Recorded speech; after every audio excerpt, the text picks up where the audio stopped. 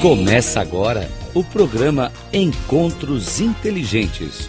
O sucesso na visão de quem chegou lá, com Mário Divo. Rádio Cloud Coaching. Começa agora mais um dos nossos Encontros Inteligentes e eu já de pronto quero agradecer todos vocês, ouvintes da Rádio Cloud Coaching, pelo expressivo resultado que nos deram agora em maio, na medida em que nós alcançamos 100 mil ouvintes para um trabalho que tem praticamente ainda menos de um ano. Então vocês são nossos fiéis colaboradores, amigos, ouvintes que nos dão esse prazer deste convívio regular toda semana. Cada um dos nossos colunistas aqui da Rádio Cloud Coaching interagindo com vocês, levando conhecimento, levando conteúdo importante e vocês desse lado nos dando o prestígio da audiência. Hoje eu venho com a segunda parte da minha conversa com o Carlos Andrade, o líder, CEO da Lidera Assessments. E na primeira parte, na semana anterior, nós estamos falando muito sobre assessments e, inclusive, um novo trabalho que ele vem desenvolvendo em empresas voltado para o aumento de resultados, de performance de times. E na semana passada eu encerrei com uma pergunta, explorando uma questão que é muito interessante. Quando nós trabalhamos com times, trabalhamos com várias pessoas. A minha pergunta foi: qual a diferença que existe entre aplicar um assessment, por exemplo, de liderança, para cada uma das pessoas do time e depois compilar esses resultados em conjunto com todas as ferramentas que hoje a tecnologia nos permite trabalhar? E qual a diferença disto para esta nova linha de pesquisa que o Carlos Andrade lançou com exclusividade no Brasil, a partir de um estudo americano, e que trabalha de uma forma diferente. Primeiro faz uma pesquisa entre todos da equipe, percebe o que as pessoas estão identificando de forma similar ou não, e a partir de então desenvolve um outro trabalho que busca essa união da equipe e a melhor performance. Vamos ver como é que ele nos explica isso e nos conta quais são os 5 pontos fundamentais para que uma equipe tenha resultado. Depois eu volto para encerrar essa nossa conversa. Bom, falei sobre criar um mapa mais abrangente de um indivíduo. Normalmente a gente faz um trabalho top-down, quando você quer fazer o desenvolvimento do trabalho em equipe, de segurança psicológica, de clima, mudança de clima e engajamento, que é o que está mais comum de ouvir no mercado. Você começa pelos líderes, eles são o fio condutor de tudo que você vai fazer depois. Então vamos supor que a gente tenha feito um mapa de cada um desses indivíduos. Eles vão perceber os pontos que são fortes, que ajudam ele a chegar nas metas deles, e aqueles que nem tanto. Principalmente aqueles ligados a comportamentos inadequados. Uma pessoa que explode muito fácil, que não tem muita paciência, que não é uma boa comunicadora, ou que é muito técnica, ou é muito controladora, ou tem algum comportamento que ela percebe, ela detecta dentro do processo, que aquele comportamento não está legal. Então, ali ela começa a pensar em desenvolver ela mesma. E a primeira fase do programa de desenvolvimento de inteligência emocional e o uso dela como inteligência positiva é a pessoa ser a melhor pessoa possível. Eu não consigo pôr a máscara na criança no avião se eu não tiver de máscara. Um líder que não tem o mínimo de equilíbrio emocional, o mínimo de positividade, que não conheça as técnicas para fazer isso, as técnicas para gerar confiança, engajamento, conexão, ele não pode aprender uma técnica dizendo faça isso, isso, isso e vai dar certo. Não funciona, porque ele não se conecta com a pessoa e não tem equilíbrio para fazer aquilo. Então, invariavelmente, a gente trabalha com as avaliações e os processos de desenvolvimento individuais, focando esse autodesenvolvimento de inteligência emocional e positiva, para depois trabalhar na equipe. Mas o que acontece? Como a gente muitas vezes não começa com a equipe, então eu estou falando de 20 líderes para 100, 200 pessoas de equipe, eu não tenho os mapas dessas 200 pessoas. E esses líderes querem começar a trabalhar com elas e querem começar a gerar trabalho em equipe. Então, independente desses perfis individuais, desses indivíduos que estão nas equipes, nós vamos trabalhar as dinâmicas que eles têm, como elas estão. Então, aí é interessante que ele entenda como estão as dinâmicas do time dele, para saber se eles são coesos e trabalham em equipe. Porque muitas vezes existe uma distorção. É muito comum as pessoas terem, como eu diria, se basearem em coisas muito perigosas dentro das equipes dele. Por exemplo, uma equipe que não tem conflitos é uma equipe que está bem. Isso é uma armadilha gigantesca. Não quer dizer isso, né? Que acreditar que a concordância com determinadas coisas que são faladas é um compromisso, é um acordo de verdade. Porque existe todo esse conflito que ele é implícito, que ele é de bastidores, as conversas de corredores, as dinâmicas implícitas dos grupos, as panelas umas contra as outras, as opiniões que não são colocadas na mesa. Então, aquela equipe parece que está trabalhando como equipe, parece que todo mundo gosta do líder, mas de verdade pode ser que não. Então, uma vez que ele está se desenvolvendo como pessoa, a gente mergulha ele nas dinâmicas da equipe dele. Aí entra a metodologia do Patrick Lencioni, que escreveu o livro As 5 Disfunções de uma Equipe, ou seja, as 5 coisas que fazem uma equipe não trabalhar em equipe, que é um livro, se eu não me engano, de 2002, então ele tem 20 anos de mercado aí, muito aceito e com muito sucesso nos Estados Unidos, principalmente, onde ele é consultor de negócios.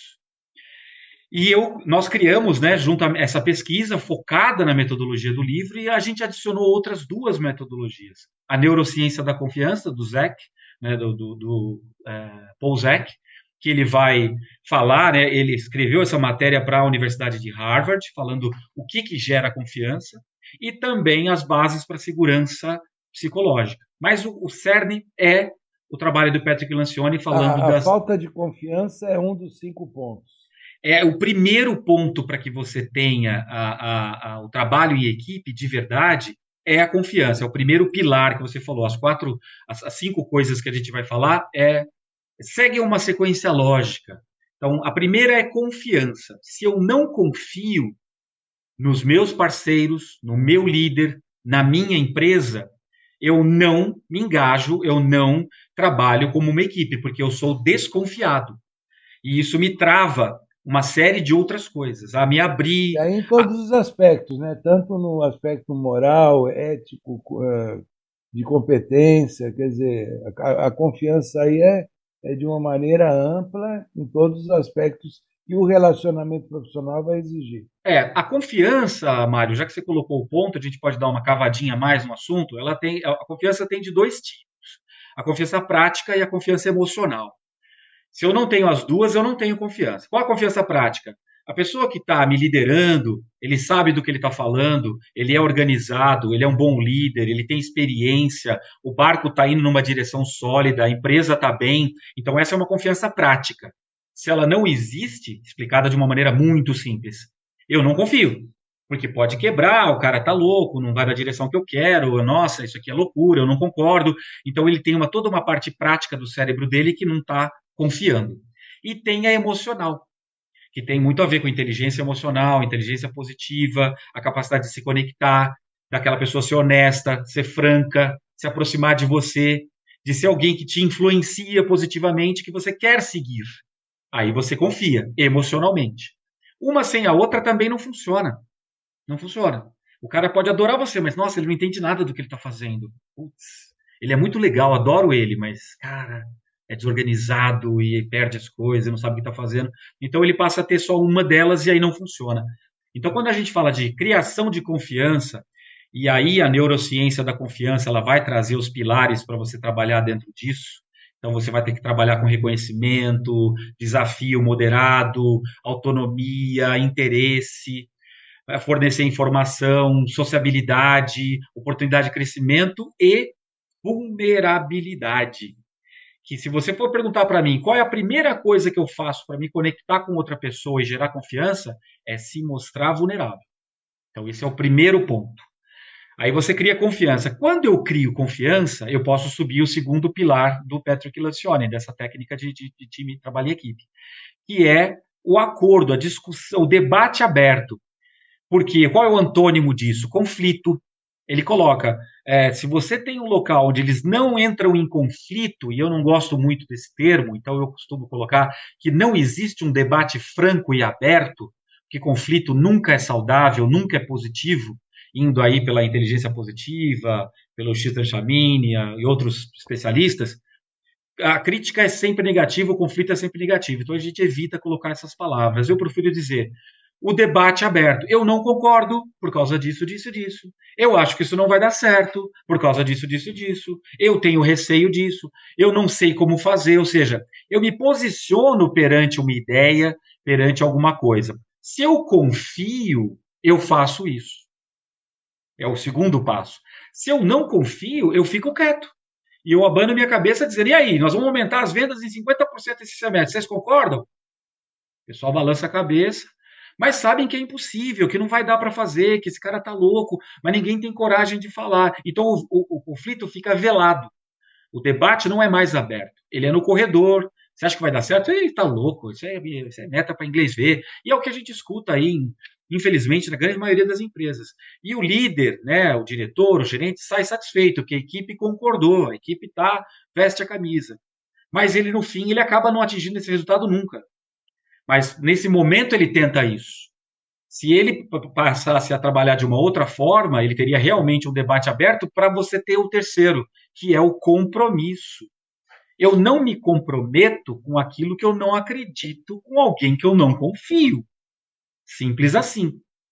Então, para haver um comprometimento, e aí, gente, é 7,5% esse semestre? É. Nós vamos ter essa estratégia assim, assim, assado? Vai ser isso? Vai. Tamo junto? Tamo. Tem um acordo mesmo. Cada um disse o que vai fazer, cada peça sabe como vai funcionar. Não existe nada sendo falado em corredor, está sendo falado ali dentro. É um compromisso de verdade, onde as pessoas. Se eu falo uma coisa numa reunião e ninguém contesta, tem alguma coisa errada. Ou ela é muito certa e absoluta, que é difícil, ou tem alguma coisa errada. Então, os conflitos, entre aspas, né, os debates abertos, têm que acontecer. Aí vai haver realmente um compromisso. Você vai dissuadir essas questões todas, vai resolver, e aí você está pronto para o quarto ponto, que é responsabilizar. O que é isso? Se eu prometi que eu vou entregar um relatório hoje para que o outro cara consiga avançar com a parte dele e eu não entrego, não precisa ser o diretor ou o gerente que vai me cobrar. O meu parceiro de equipe vai lá e fala, Carlos, a gente não se comprometeu a chegar na meta, eu preciso do teu relatório, você vai comprometer todo mundo. O que está acontecendo? Onde é que eu posso te ajudar? Ou seja, é uma responsabilização da equipe toda em torno do que está acontecendo. Não só. Eu recentemente escrevi um artigo que eu publiquei na plataforma Cloud Coach, em que o termo que se usa muito é colaboração. Que hoje, cada vez mais, as equipes, para funcionarem bem, elas precisam que todos estejam com um espírito de colaboração. E o sistema, quer dizer, o ambiente, ele estimule a colaboração e não a competição. Exato. Porque quando você não está trabalhando em equipe, você está trabalhando individualmente. Está focando o seu resultado, as suas médias, as suas metas. Então você acaba não colaborando com ninguém. Você primeiro resolve o teu problema. E o buraco está no barco deles. Essas palavras nos ambientes organizacionais são usadas muito em vão. Aqui é um ambiente colaborativo? É. Mas quando você vai olhar o que é colaboração, não está acontecendo. Você é empático? Sou, mas na verdade não está sendo. Então, quando a gente faz uma avaliação dessa, que ele responde uma série de perguntas, de dinâmicas entre eles, que por trás tem esse interesse de fechar, eu consigo entender onde está bem, onde não está mal, confiança, debate aberto, ou a parte do acordo, a responsabilização de um para com os outros num ambiente colaborativo, num ambiente de segurança psicológica, num ambiente positivo, senão nada disso acontece. Aí você tem o topo da pirâmide. Resultado mais alto e perene. Então, você vai atingir resultados 36% maiores do que você conseguiria num ambiente negativo. E se você não trabalha em equipe, muitas vezes maiores. Eu não tenho estatísticas para isso, mas se você não trabalha em equipe, cada um por si, Deus para todos, com certeza você está alejando os resultados da sua empresa. Agora, se eu trabalho em equipe... Com essa pesquisa, você acelera a identificação do ambiente em que a equipe está trabalhando, a dinâmica, e a Isso, partir deste resultado você começa a, digamos, mapear quais serão os melhores caminhos de adequação, seja aplicando o assessment, seja dando um curso, ou seja, o que vai ser feito, a pesquisa te acelera a identificação, o diagnóstico. exato. Porque, por exemplo, você, dentro das perguntas que foram feitas, eles disseram que eles veem e os resumos são esses grandes blocos da metodologia. Mas quando você abre e vai dentro da neurociência da confiança ou até outros aspectos, você vai ter lá, existe um bom equilíbrio entre vida pessoal e profissional? Pode ser um ponto que está atrapalhando todo o processo. Então, ele é muito mais focado e mais específico para entender o quão coesa ela é, porque ele vai ter uma nota para isso, de 0 a 5, né? E ele vai ter entender se ele é coeso ou não, e onde está o degrau que ele mais precisa trabalhar e quais são as atividades que ele mais. Então, precisa trabalhar. Então, ele, como líder, sabendo desenvolver inteligência emocional e positiva nele, ele vai aplicar nos outros onde é necessário, para que o resultado seja imediato. Então, é Então, mas foco. quando você aplica a avaliação, você aplica a avaliação para todas as pessoas da equipe. Para ela Aí, entender. aí você vai consolidar os Desculpa, resultados. desculpa. Quando eu faço a avaliação, é para os líderes num primeiro momento. Quando eu faço a pesquisa, ela abrange todos os membros Então, da era equipe. exatamente isso que eu ia falar. Ou seja, a pesquisa ela faz o desenho da dinâmica de todo mundo, mas o trabalho, digamos, em si, essa mentoria, ela é feita para o líder, para que o líder possa identificar seus pontos fortes e fracos de melhoria, para poder, então, mudar aquela dinâmica no sentido do que a empresa precisa. Exato. Mas certamente você vai identificar em pessoas da equipe que não são os líderes também aquilo que elas precisam ter de alguma forma melhoria no seu comportamento, na sua dinâmica. Exato. O que a gente vai fazer, Mário, é arrumar mais soldados para essa batalha. Então, a gente vai formar 20 líderes, que são 20 pares de olhos, observando as pessoas que têm comportamentos inadequados, têm dinâmicas que precisam ser melhoradas. Que ele, pelo que ele aprendeu, pode começar a trabalhar nisso ao longo do tempo, ou solicitar ajuda para que ela sim receba uma tratativa especial, uma coisa mais específica. Então, para as empresas, você consegue otimizar muito o investimento, né? E tem parte, por exemplo, a primeira parte do programa é para todos, onde é o projeto de desenvolvimento pessoal. A parte do desenvolvimento como líder é só para os líderes. Então, a gente escalona o programa assim, para que o líder tenha as informações básicas para trabalhar com essas pessoas e saiba identificar os comportamentos positivos e negativos, saiba onde eles estão afetando na dinâmica da equipe e haja. E essas pessoas já entendem a metodologia, já conhecem um pouco de si, e esse terreno fica mais fácil de trabalhar. A gente já deu ali uma arada, já não é uma terra dura e seca. Eles já receberam alguma coisa. Porque aí facilita esse trabalho desse líder que não tem muita experiência, tá, às vezes, nesse tipo de trabalho, do que ele começar com uma pessoa que não sabe nem do que ele está falando.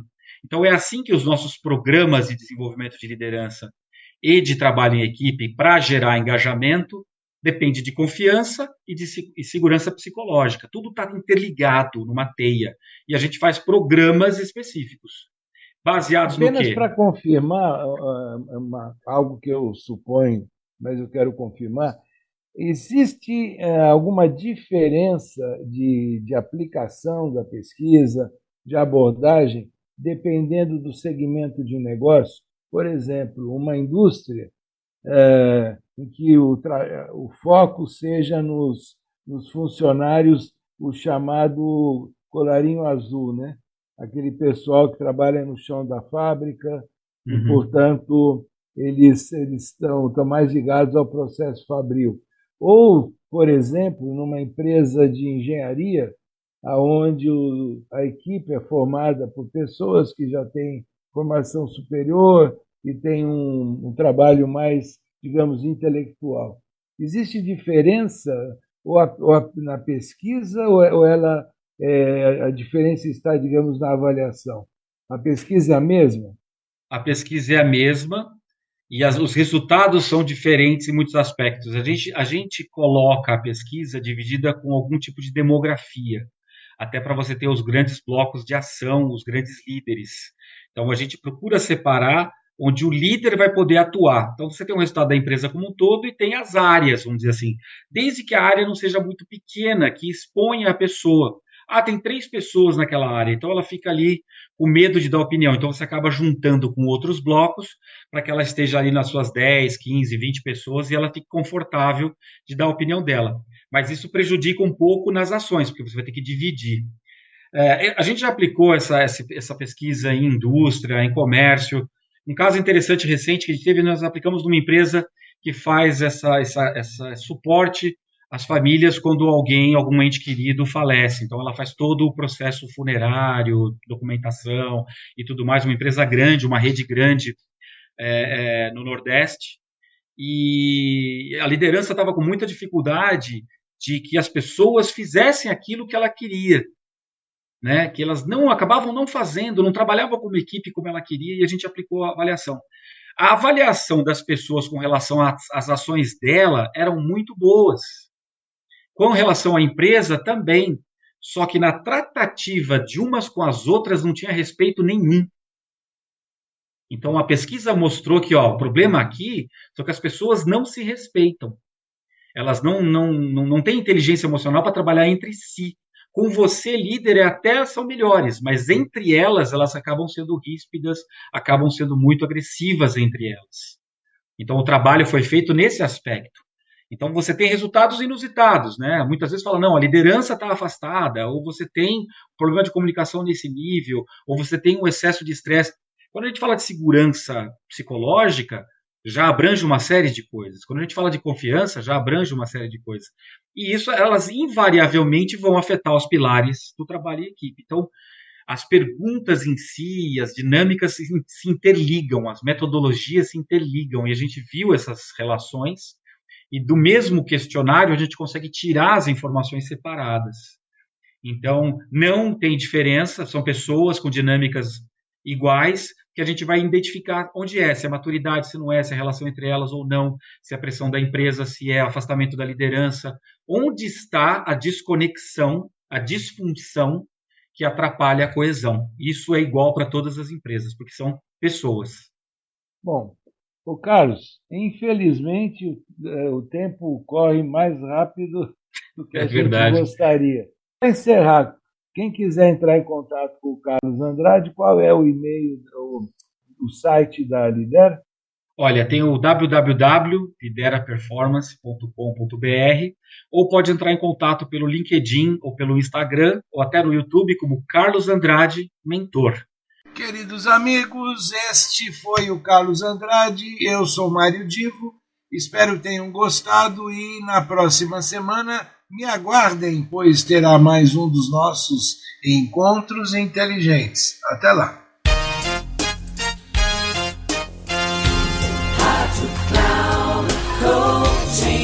Terminando Encontros Inteligentes, o sucesso na visão de quem chegou lá, com Mário Divo. Rádio Cloud Coaching.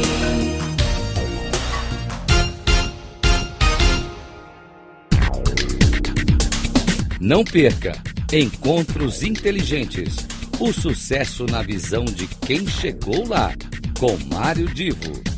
Sempre às terças-feiras, às 8 da manhã, com reprise na quarta às 12 horas e na quinta às 16 horas, aqui na Rádio Cloud Coaching.